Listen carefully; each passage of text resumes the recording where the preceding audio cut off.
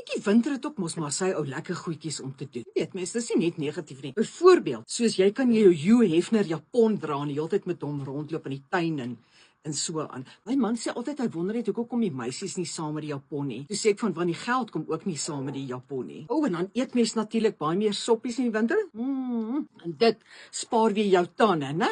Want dan slyp jou tande nie af nie. Dan kan jy sommer 1 maand langer loop sonder om by die tandarts uit te kom. Ja, en jy hoef ook nie jou wyn in die yskas te sit nie, jy weet. Dis lekker koel genoeg vir jou wynlande se sop. Dan spaar jy natuurlik nou weer op elektriek, né? En dan maak ons dit ook vir Eskom bietjie makliker. Ja, mens trek ook mos nou allerhande lae klere bou oor mekaar aan, jy weet. Klomp lae klere, kyk net so en so. Wat nice is, dit steek jou dubbelken dan weg so en daar's meer plek in jou klerekas. Jy die klere wil wegsit. Dan natuurlik, jy weet, laatnag lê ons ook so bietjie nouer aan mekaar, né? Ja, ek sit altyd die plaks by die DB bord af. Dan dink my man die elektriese kombers het gebreek en dan kom ons bietjie nader aan mekaar. Ek gaan dan praat mens maar so oor die eerste ding wat opkom. Maar in elk geval, dis nou nie die belangrikste nie. In die winter kry ons vrouens meer tyd om te kyk. Want kyk, as minder tuinwerk weens die koue, jy weet. Dan is dit nou net wat jy die ou klein kruikwaadjie gebruik. Jy stel vir die potte en so aan, jy weet, so minder tuinwerk, dan het ons meer tyd om te kuier. En Saterdag die 3 Augustus is nou juistement weer so geleend. Dit is 'n wintertee by Pretoria Noord se hoërskool. Nou daar by daai wintertee,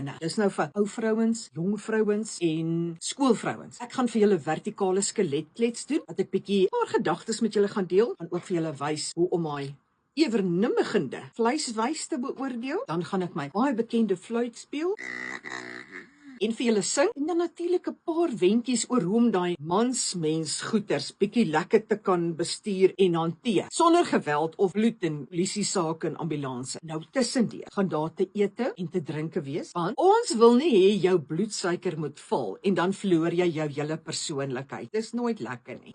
Ons sit by vreeslike mooi tafels, maar eintlik is die tafels maar net mooi omdat ons wat mooi is by daai tafel sit. So, trek jou moois aan, dit jou bolla bietjie, sit jou warpaint aan, klim in jou karretjie en ry daarna Hoërskool Pretoria Noord. Nou, as jy meer inligting wil hê, dan kontak jy vir Karen de Tooy by die nommer. Sien julle daar? Gegroet van Matie.